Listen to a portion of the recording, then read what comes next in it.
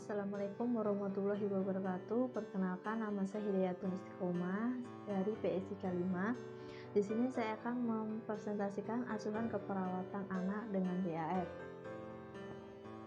Yang pertama, definisi DHF. Menurut Nur Salam dan kawan-kawan 2018, dengue hemorrhagic fever adalah penyakit yang disebabkan oleh virus dengue, sejenis virus yang tergolong arbovirus dan masuk ke dalam tubuh penderita melalui gigitan nyamuk Aedes aegypti. Kemudian menurut Hidayat 2018, dengue hemorrhagic fever adalah penyakit yang terdapat pada anak dan orang dewasa dengan gejala utama demam, nyeri otot dan nyeri sendi yang disertai ruam atau tanpa ruam. DHF sejenis virus yang tergolong arbovirus dan masuk ke dalam tubuh penderita melalui gigitan nyamuk Aedes aegypti. Menurut Suryadi 2010, dengue hemorrhagic fever adalah suatu penyakit akut yang disebabkan oleh virus yang ditularkan oleh nyamuk Aedes aegypti. Kemudian menurut Suryadi 2001, DHF adalah penyakit yang disebabkan oleh virus dengue yang masuk ke dalam tubuh melalui gigitan nyamuk Aedes aegypti. Dari beberapa pengertian di atas, dapat disimpulkan bahwa dengue hemorrhagic fever adalah penyakit yang disebabkan oleh virus dengue, sejenis virus yang tergolong arbovirus dan masuk ke dalam tubuh penderita melalui gigitan nyamuk Aedes aegypti yang terdapat pada anak dan orang dewasa dengan gejala umum demam, nyeri otot, dan nyeri sendi yang disertai ruam dan tanpa ruam. Nah, kemudian prevalensi. Jumlah korban meninggal akibat demam berdarah di Indonesia telah menurun 2,0% pada pertengahan Februari 2004 menjadi 1,8% pada akhir Februari 2004. Penurunan kematian DBD karena para korban cepat dibawa ke rumah sakit dan adanya peningkatan kegiatan masyarakat membersihkan sarang nyamuk. Saat ini masih ada 3 provinsi dengan jumlah penderita DBD masih tinggi dibanding selama Januari 2004, yaitu DKI, Bali, dan NTB. Sementara itu, jumlah DBD pada 1 Januari hingga 29 Februari 2004 di 25 provinsi mencapai 17,707 orang dan 322 orang meninggal. Sedangkan penderita DBD di DKI sebanyak 6,431 orang dan 58 diantaranya meninggal. Di musim hujan, hampir tidak ada daerah di Indonesia yang terbebas dari serangan penyakit DBD. Penelitian menunjukkan bahwa DBD telah ditemukan di seluruh provinsi Indonesia. 200 kota melaporkan adanya kejadian luar biasa. Angka kejadian meningkat dari 0,005 per 100.000 penduduk pada tahun 1968 dan secara drastis melonjak 627 per 100.000 penduduk. Biasanya jumlah penderita semakin meningkat saat memasuki bulan April. Dari tahun ke tahun terjadi peningkatan kasus DBD di semua negara Asia. Salah satu penyebabnya yaitu pengaruh globalisasi dan mobilisasi yang semakin tinggi. Dan berikutnya etiologi. Ciri-ciri nyamuk Aedes aegypti. Yang pertama, paling sering ditemukan, kemudian nyamuk yang hidup di daerah tropis, terutama hidup dan berkembang biak di dalam rumah, yaitu di tempat penampungan air jernih atau tempat penampungan air di sekitar rumah. Kemudian nyamuk ini tampak berturik atau berbintik-bintik putih, biasanya menggigit pada siang hari, terutama pada pagi dan sore hari. Kemudian jarak terbangnya 100 meter. Kemudian ciri-ciri nyamuk Aedes albopictus, tempat habitatnya di tempat air bersih, biasanya di sekitar rumah atau pohon-pohon seperti pohon pisang, pandan, dan kaleng bekas. Menggigit pada waktu siang hari dan jarak terbang 50 meter. Yang berikutnya patofisiologi. Virus dengue masuk ke dalam tubuh melalui gigitan nyamuk Aedes aegypti, di mana virus tersebut akan masuk ke dalam aliran darah, maka terjadilah viremia atau virus masuk ke dalam aliran darah. Virus yang masuk ke dalam pembuluh darah dan menyebabkan peradangan pada pembuluh darah vaskuler atau terjadi vaskulitis yang mana akan menurunkan jumlah trombosit, dan faktor koagulasi merupakan faktor terjadi perdarahan hebat. Keadaan ini mengakibatkan plasma merembes keluar dari pembuluh darah sehingga darah mengental. Aliran darah menjadi lambat sehingga organ tubuh tidak cukup mendapatkan darah dan terjadi hipoksia jaringan. Pada keadaan hipoksia akan terjadi metabolisme anaerob. Hipoksia dan asidosis jaringan akan mengakibatkan kerusakan jaringan, dan bila kerusakan jaringan semakin berat akan menimbulkan gangguan fungsi organ vital seperti jantung, paru-paru, sehingga mengakibatkan hipotensi, hemokonsentrasi, hipoproteinemia, efusi pleura, shock, dan dapat mengakibatkan kematian. Jika virus masuk ke dalam sistem gastrointestinal, maka tidak jarang klien mengeluh mual, muntah, dan anoreksia. Bila virus menyerang organ hepar, maka virus dengue tersebut mengganggu sistem kerja hepar, di mana salah satunya adalah tempat sintesis dan oksidasi lemak. Bila virus bereaksi dengan antibodi, maka mengaktifasi sistem komplement atau melepaskan histamin dan merupakan mediator faktor meningginya permeabilitas dinding pembuluh darah atau terjadinya demam, di mana dapat terjadi DHF dengan derajat 1, 2, 3, dan 4.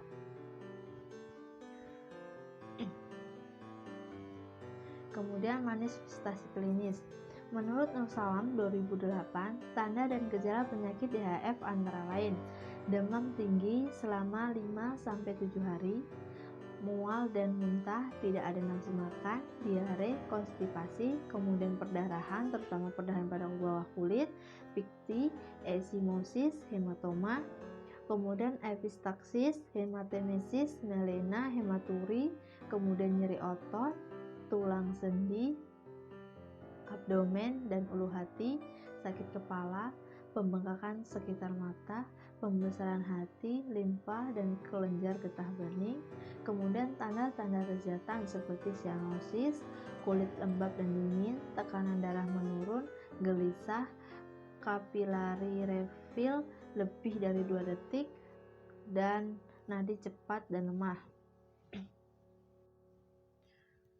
Kemudian asuhan keperawatan anak dengan DHF. Yang pertama, pengajian. Keluhan utama: pasien mengeluh panas, sakit kepala, lemah, nyeri ulu hati, mual, dan nafsu makan menurun. Kemudian riwayat penyakit sekarang. Riwayat kesehatan menunjukkan adanya sakit kepala, nyeri otot, pegal seluruh tubuh, sakit pada waktu menelan, lemah, panas, mual, dan nafsu makan menurun. Riwayat penyakit terdahulu, tidak ada penyakit yang diderita secara spesifik. Riwayat penyakit keluarga. Riwayat adanya penyakit DHF pada anggota keluarga yang lain sangat menentukan, karena penyakit DHF adalah penyakit yang bisa ditularkan melalui gigitan nyamuk Aedes aegypti. Kemudian riwayat kesehatan lingkungan. Biasanya lingkungan kurang bersih, banyak genangan air bersih seperti kaleng bekas, ban bekas, tempat air minum burung yang jarang diganti airnya, bak mandi jarang dibersihkan. Yang berikutnya, riwayat kesehatan lingkungan. Biasanya lingkungan kurang bersih, banyak genangan air bersih seperti kaleng bekas, ban bekas, tempat air minum burung yang jarang diganti airnya, bak mandi jarang dibersihkan. Kemudian kajian per sistem. Sistem pernafasan: sesak, perdarahan melalui hidung, pernafasan dangkal, epistaksis, pergerakan dada simetris, perkusi sonor, pada okultasi terdengar rongki, crackles. Berikutnya sistem persyarafan. Pada grade 3, pasien gelisah dan terjadi penurunan kesadaran, serta pada grade 4 terdapat terjadi DSS. Kemudian sistem kardiovaskuler. Pada grade 1 dapat terjadi hemokonsentrasi, uji tourniquet positif, trombosipeni. Pada grade 3 dapat terjadi kegagalan sirkulasi nadi cepat, lemah, hipotensi, sianosis sekitar mulut, hidung, dan jari. Pada grade 4 nadi tidak teraba dan tekanan darah tidak dapat diukur. Yang berikutnya, sistem pencernaan. Selaput mukosa kering, kesulitan menelan, nyeri tekan pada epigastrik, pembesaran limfa, pembesaran hati, abdomen teregang, penurunan nafsu makan, mual, muntah, nyeri saat menelan, dapat hematemesis, dan milena. Sistem perkemihan. Produksi urin menurun, kadang kurang dari 30 cc per jam, akan mengungkapkan nyeri saat kencing berwarna merah. Sistem integumen. Terjadi peningkatan suhu tubuh, kulit kering. Pada grade 1 terdapat positif pada uji tourniquet. Terjadi peteki. Pada grade 3 dapat terjadi perdarahan spontan pada kulit. Analisa datanya. Data subjeknya, pasien mengeluh badan panas. Etiologinya, badan panas akan mengakibatkan proses penyakit dan akan mengakibatkan suhu tubuh meningkat sehingga terjadi dehidrasi. Kemudian masa keperawatannya adalah hipotermi. Dan berikutnya, data subjeknya, pasien mengeluh sakit kepala dan nyeri ulu hati. Etiologinya, sakit kepala dan nyeri ulu hati akan menyebabkan gejala penyakit dan akan menghasilkan perasaan kurang senang sehingga menimbulkan gangguan rasa nyaman. Masalah keperawatannya, gangguan rasa nyaman. Dan berikutnya, pasien mengeluh lemah, mual, dan nafsu makan menurun. Etiologinya, pada saat pasien lemah, mual, dan nafsu makan menurun akan menyebabkan ketidakmampuan menelan makanan sehingga nutrisi tidak tercukupi dan akhirnya mengakibatkan defisit nutrisi. Masalah keperawatannya, defisit nutrisi. Yang berikutnya, diagnosa keperawatan. Yang pertama, hipertermia berhubungan dengan proses penyakit, dibuktikan dengan badan panas. Yang kedua, gangguan rasa nyaman berhubungan dengan gejala penyakit, dibuktikan dengan sakit kepala dan nyeri ulu hati. Yang berikutnya, defisit nutrisi berhubungan dengan ketidakmampuan menelan makanan, dibuktikan dengan lemah, mual, dan nafsu makan menurun. Intervensi keperawatannya, tujuannya, setelah dilakukan intervensi, panas pada kalian menurun. Hasilnya, suhu tubuh pada pasien sudah mulai membaik. Intervensinya, identifikasi penyebab hipertermia, longgarkan atau lepaskan pakaian, anjurkan tirah baring, dan kolaborasikan pemberian cairan dan elektrolit. Rasionalnya, untuk mengidentifikasi penyebab hipertermia pada pasien, kemudian melonggarkan atau melepaskan pakaian pada pasien, menganjurkan posisi tirah baring, mengkolaborasikan pemberian cairan dan elektrolit pada pasien. Kemudian yang diagnosa kedua, setelah dilakukan intervensi, pasien merasa lebih nyaman. Data hasilnya, pasien sudah bisa istirahat. Intervensinya, identifikasi lokasi, karakteristik, durasi, frekuensi, kualitas, dan intensitas nyeri. Kemudian identifikasi skala nyeri, kontrol lingkungan yang memperberat rasa nyeri, kemudian jelaskan strategi meredakan nyeri. Rasionalnya, mengidentifikasi lokasi, karakteristik, durasi, frekuensi, kualitas, dan intensitas nyeri pada pasien, mengidentifikasi skala nyeri pada pasien, mengontrol lingkungan yang dapat memperberat rasa nyeri pasien, menjelaskan strategi meredakan nyeri pada pasien.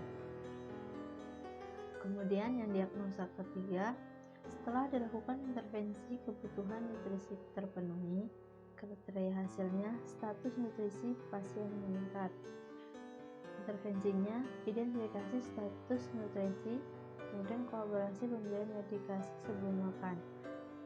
Rasionalnya, untuk mengetahui status nutrisi pasien, pemberian medikasi agar pasien tidak mual. Pemeriksaan penunjang, pada pemeriksaan darah pasien DAF akan dijumpai HB dan PVC meningkat lebih dari 20%, trombosit kurang dari 1000 per mili, leukopenia atau mungkin normal atau leukositosis, IgD dengue positif. Hasil pemeriksaan kimia darah menunjukkan hipoproteinemia, hipokloremia, dan hiponatremia. Ureum dan pH darah mungkin meningkat. Asidosis metabolik, PCO2 lebih dari 35-40 mmHg dan HCO3 rendah. SGOT atau SGPT mungkin meningkat. Sekian presentasi dari saya. Wassalamualaikum warahmatullahi wabarakatuh.